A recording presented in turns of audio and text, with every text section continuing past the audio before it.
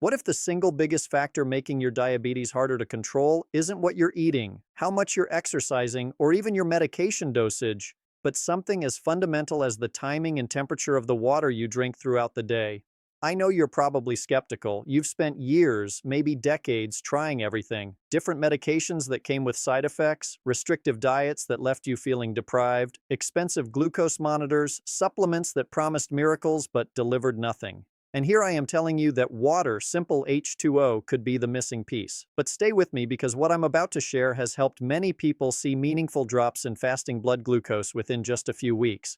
My name is Dr. Michael Kent, and today I'm going to show you how strategic hydration can significantly improve the way your cells respond to insulin, even if you've had diabetes for decades. These aren't statistics from research papers, these are real people. People who walk into appointments exhausted, confused, and frankly defeated. People in their mid-60s through their late 70s who do everything by the book. They check their glucose 4 times daily. They've memorized the glycemic index. They measure their carbohydrates to the gram. They walk after dinner, take their metformin with clockwork precision, and still their morning numbers are all over the place. I see the exhaustion in their eyes. Not just physical exhaustion, though that's certainly there. It's a deeper weariness, the kind that comes from fighting a battle where the rules keep changing and victory feels impossible. These are people who've given up pasta, bread, desserts they once loved, who've spent thousands on continuous glucose monitors, special diabetic foods, and supplements, who've attended every diabetes education class their insurance would cover. And despite all of it, their A1C keeps climbing. But here's what changed my entire approach to treating diabetes. I began noticing that a large portion of adults over 65 are chronically dehydrated, and that dehydration creates a cascade of metabolic problems that make blood sugar control nearly impossible regardless of medication.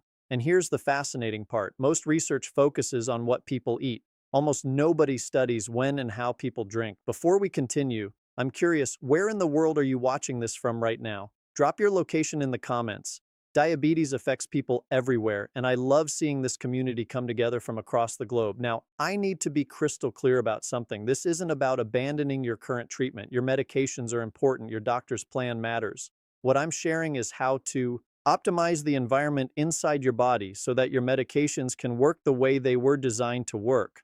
Let me explain what's happening metabolically that nobody tells you about. When you hit your 60s, your body undergoes 4 critical changes that directly impact blood sugar control. First, your cellular water channels, proteins called aquaporins, become less responsive.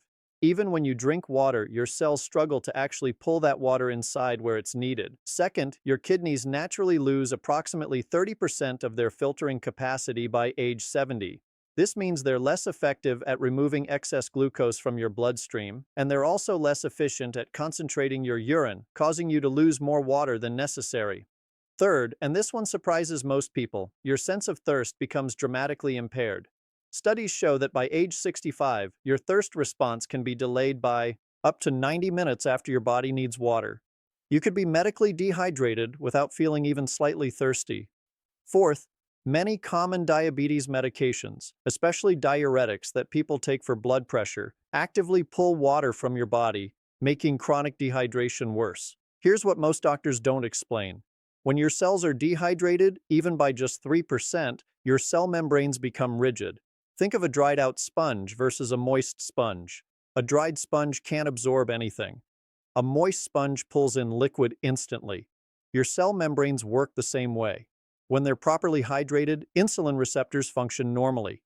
When they're dehydrated, those receptors essentially shut down. Your pancreas could be producing insulin. You could be injecting insulin. But if your cell membranes are rigid from dehydration, that insulin can't do its job. The result, your glucose stays trapped in your bloodstream instead of entering your cells. Your blood sugar numbers climb, not because you ate wrong or forgot your medication, but because your cells physically cannot accept the glucose trying to enter. Robert is 69. Robert's diabetes had been stable for 8 years. Then suddenly, without changing anything, his morning numbers went haywire. He'd been waking up around 110 to 120. Now he's consistently hitting 170, 185, sometimes breaking 200. His daughter brings him in because she's worried. When I review his glucose log with them, the pattern is mystifying. Tuesday morning 192, Wednesday 178, Thursday 201, Friday 186. Same dinner every night, chicken breast, vegetables, small portion of brown rice, same bedtime routine, same medication schedule, but wildly inconsistent morning readings.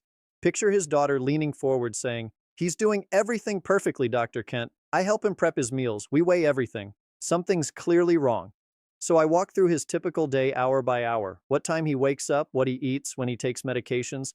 On paper, everything looks textbook perfect. Then I shift to a different angle. "Robert, walk me through your fluid intake on a typical day." This is where the pattern emerges. "Well, I have my coffee when I wake up, maybe a glass of water with my pills at breakfast, another glass at dinner, sometimes iced tea in the afternoon." When I ask specifically about plain water, he admits maybe 2 glasses total. I'm never really thirsty, so I don't think about it. Here's the issue. At 185 pounds, Robert needs approximately 90 ounces of water daily. He's consuming maybe 16 ounces. He's chronically dehydrated, but his impaired thirst mechanism gives him no warning signal. And coffee, it's a diuretic. For every 8 ounces of coffee, you only net about 3 ounces of actual hydration. The rest is pulled from your body's existing water stores. We implement what I call the WTR protocol, which I'll explain fully in a moment. Essentially, we restructure when, how, and what temperature water he consumes. 10 days later, Robert reaches out. His tone is completely different, lighter, almost excited.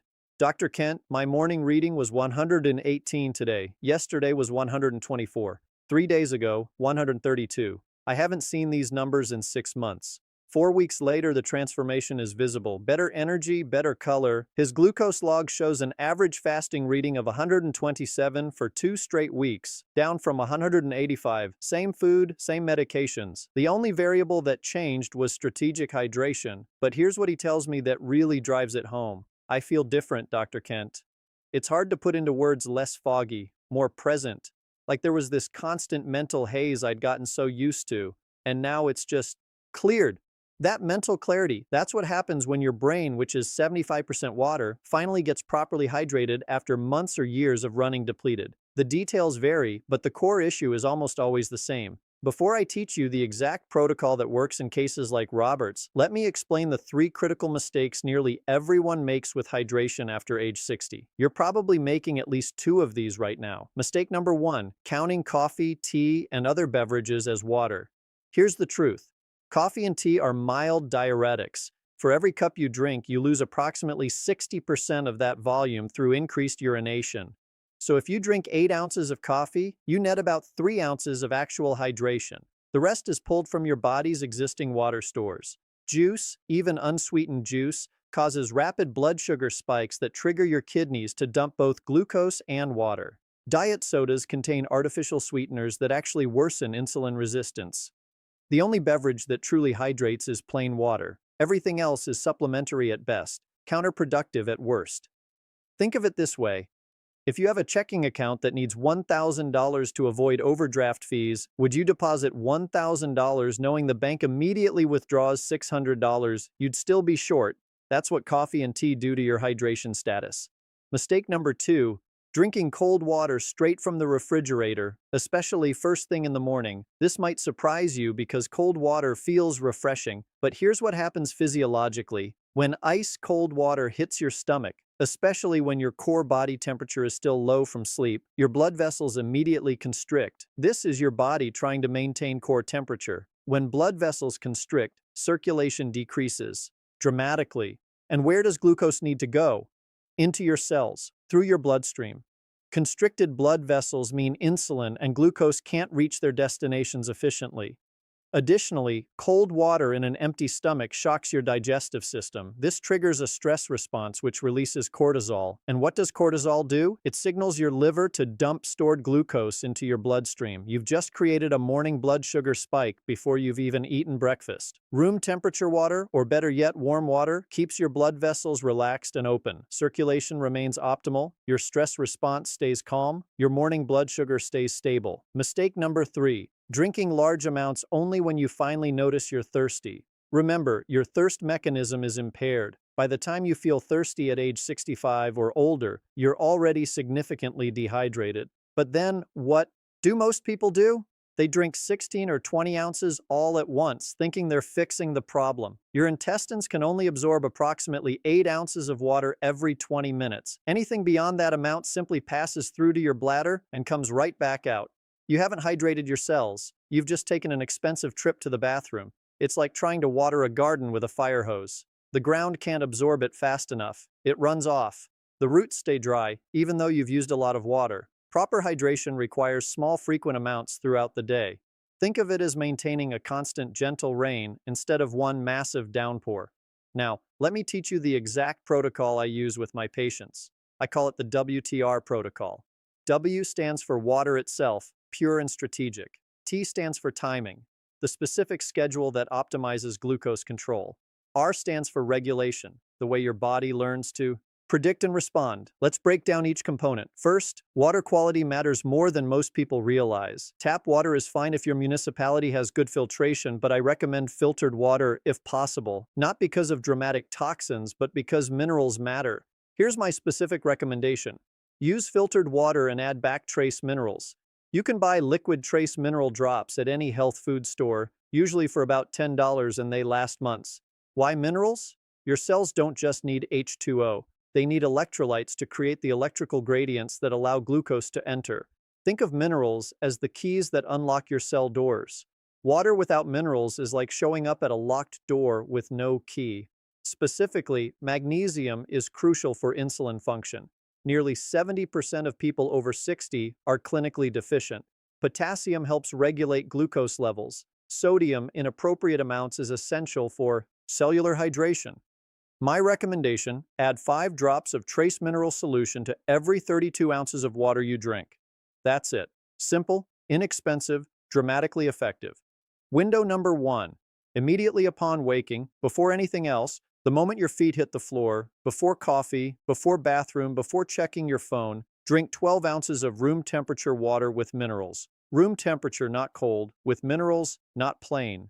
This does something remarkable. After 7 to 8 hours without fluid, your blood is literally thickened overnight. Your first drink of the day rehydrates your blood, allowing it to flow more easily and deliver insulin more effectively. Additionally, drinking water first thing signals your hypothalamus to wake up your metabolism gently. This prevents the cortisol spike that causes dawn phenomenon, that frustrating morning blood sugar rise that seems to come from nowhere. In cases like Robert's that I just described, this single step often drops morning glucose by 30 to 35 points on average. 35 points from 12 ounces of water at the right time. Window number 2, 30 minutes before each meal. This timing is critical. Drink 8 ounces exactly 30 minutes before you eat breakfast, lunch, and dinner. Not 15 minutes, not right before eating. 30 minutes. Why? This gives your stomach time to prepare. It activates digestive enzymes. It begins to dilute stomach acid to the optimal concentration for breaking down food. Most importantly for blood sugar, it slows gastric emptying. When food moves more slowly from your stomach to your small intestine, carbohydrates are absorbed more gradually. This creates a gentle rise in blood sugar instead of a sharp spike. Your available insulin can actually keep up with incoming glucose. Studies show this single habit can reduce post-meal glucose spikes by up to 35%. That's comparable to some medications achieved simply by drinking water at the right time. Window number 3, mid-AM morning and mid-after afternoon between meals. This is when most people's blood sugar does unpredictable things. You're not eating, so you assume your glucose should be stable. But then you check and it's climbed 20 or 30 points for no apparent reason. What's actually happening? Dehydration. As your blood loses water through normal metabolic processes, it becomes more concentrated. More concentrated blood means higher glucose readings even though you haven't added any glucose to your system. Drink 6 to 8 ounces at 10:30 a.m. and again at 3:30 p.m. small amounts. Strategic timing. This keeps your blood volume consistent and your glucose reading stable. Window number 4, 2 hours after your last meal of the day. This one surprises people. Most have heard not to drink water right before bed because of nighttime bathroom trips.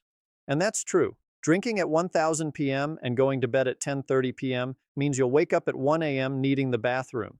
But drinking at 700 p.m. or 800 p.m., a full 2 to 3 hours before bed, allows your body to process and distribute that water. You'll likely urinate once before bed, then sleep through the night. This evening, hydration does something critical for fasting blood sugar. It prevents your blood from thickening too much overnight, which means you wake up with better circulation and more stable morning readings. Here's what most people don't understand. Your body adapts to patterns.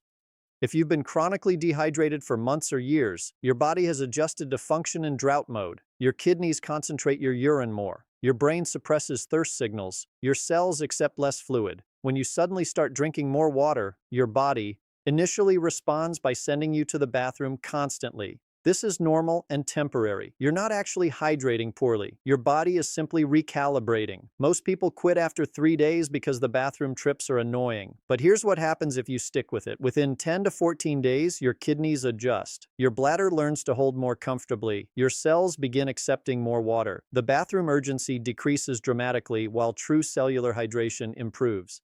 This is the regulation phase. You're teaching your body to trust that water is consistently available, so it doesn't need to stay in crisis mode. Additionally, drinking water on a precise schedule trains your circadian rhythm. Your body begins anticipating these hydration windows and preps your metabolism accordingly. This creates remarkably stable blood sugar patterns over time. So, what actually happens when you implement the WTR protocol? Let me give you realistic expectations week by week. Week 1, you'll be in the bathroom more than usual. I'm not gonna lie to you about this. It's annoying, but it's temporary. Your body is flushing out years of accumulated metabolic waste. Push through this week. Blood sugar. Wise, you might see small improvements, maybe 5 to 10 points lower on average. Nothing dramatic yet. Some people feel slightly more energetic. Most don't notice much beyond bathroom trips. Week 2, bathroom frequency starts normalizing. Most patients tell me by day 10 or 11, they're not constantly looking for restrooms anymore. Blood sugar readings begin showing more consistency, not necessarily lower every time, but less random variation. The spread between your highest and lowest reading each day starts narrowing. Week 3, this is where people typically have their breakthrough moment. Morning fasting glucose begins, dropping noticeably 15, 20, sometimes 25 points lower than your previous average. Post-meal spikes become more predictable and less dramatic. Most importantly, you start feeling different. Mental clarity improves. That afternoon, energy crash lessens. Some patients tell me their joint pain decreases because inflammation drops when you're properly hydrated. Week 4 and beyond, blood sugar control continues improving. Many patients see their A1C drop by 0.5 to 0.8 points over 3 months. Some, under their doctor's supervision, can reduce medication dosages. Typical feedback at the 12-week mark sounds like I haven't had a single reading over 160 in 3 weeks. Before this protocol, I was over 180 almost daily. My doctor cut my evening metformin dose in half.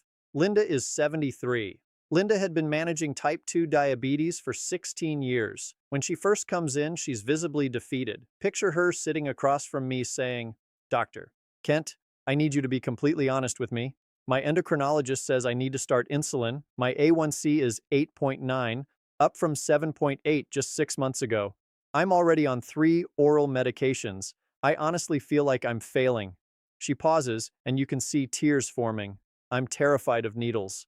I know that probably sounds ridiculous at my age, but the thought of injecting myself multiple times every day, I don't know if I can handle that." Total daily water intake approximately 20 ounces, if that. Her urine is dark amber. Her skin has that papery texture of chronic dehydration. She reports constant fatigue. When I explain the WTR protocol, her response is skeptical. "Water? Really? That seems far too simple to make any meaningful difference," but she's willing to try anything to avoid insulin injections. So, we start immediately. The first week is challenging. She messages me on day 4. I feel like I'm living in my bathroom, but I encourage her to push through. By week 2, things shift. Bathroom trips are finally decreasing. I actually slept through the entire night last night for the first time in months, and my morning blood sugar was 148 yesterday. It hasn't been below 175 in half a year. Week 3, she comes in for follow-up. The change is visible: better skin color, brighter eyes, easier movement. "Look at this," she says, showing her glucose log. "My average fasting reading this week was 139. My post-meal numbers rarely exceed 165. Now, before the protocol, I'd regularly hit 220, 230 after eating." We recheck her A1C at 3 months. It's dropped from 8.9 to 7.7. Still not perfect, but dramatic improvement. Her endocrinologist actually calls me. "I don't know what you did, but keep doing it. We're holding off on insulin. If her next A1C continues this trend, we might even reduce one of her oral medications. But here's what Linda tells me that really captures the essence. I realized I'd spent 16 years meticulously managing my diet, my exercise, my medications, everything except the most fundamental thing my body needs, water. I was running on empty and expecting my engine to perform perfectly. 6 months later, her A1C is 7.2. The insulin conversation is permanently off the table. She avoided the needles she'd been dreading with water, timing, and consistency. Sometimes the most basic needs are the ones that get missed while attention stays on complex interventions. Now, let me be absolutely clear about important precautions. This protocol is not a cure for diabetes. It will not replace your medications. Never stop taking prescribed medications without explicit approval from your doctor. What this protocol does is optimize your cellular environment so medications work more effectively and your body's natural insulin functions better. Some important considerations. If you have congestive heart failure or any condition where fluid retention is a concern, talk to your cardiologist before increasing water intake. In some cardiac conditions, drinking too much water can worsen fluid retention. If you have kidney disease, especially if you're on dialysis or have less than 30% kidney function, you need individualized guidance. Do not increase water intake without your nephrologist's approval. If you're on diuretic medications for blood pressure or heart conditions, your doctor may need to adjust dosages as you improve hydration. Proper hydration can naturally lower blood pressure, which is good, but might make your current diuretic dose too strong. Watch for signs of overhydration, though this is rare. If you're urinating completely clear urine more than 10 times daily, or if you develop headaches or nausea, you might be drinking too much. Pull back slightly, and please share your experience in the comments. Tell me where you're starting from. Let me know after week 1, week 2, week 3 what you're noticing. Your story could be exactly what someone else needs to hear to give this a try. If you made it all the way to the end of this video, type "I finished the video" in the comments below. It tells me this information is reaching people who really need it, and it helps YouTube share this with more people struggling with blood sugar management. Then tell me, are you ready to try the WTR protocol? What concerns do you have about implementing it? I read every comment and I'll respond to your questions. If this video was valuable, please share it with someone managing diabetes. A parent, friend, spouse who's struggling despite doing everything right. This simple information could genuinely change their life. And if you haven't subscribed yet, hit that subscribe button and click the notification bell. I post new videos every week on managing diabetes, optimizing metabolic health, and living well after 60. Thank you for being here. Thank you for taking your health seriously enough to watch a 16-minute video about something as simple as drinking water. Remember, sometimes the most powerful interventions aren't the most complicated ones. Sometimes it's getting the basics right that creates transformation. Take care of yourself. This is Dr. Michael Kent, and I'll see you in the next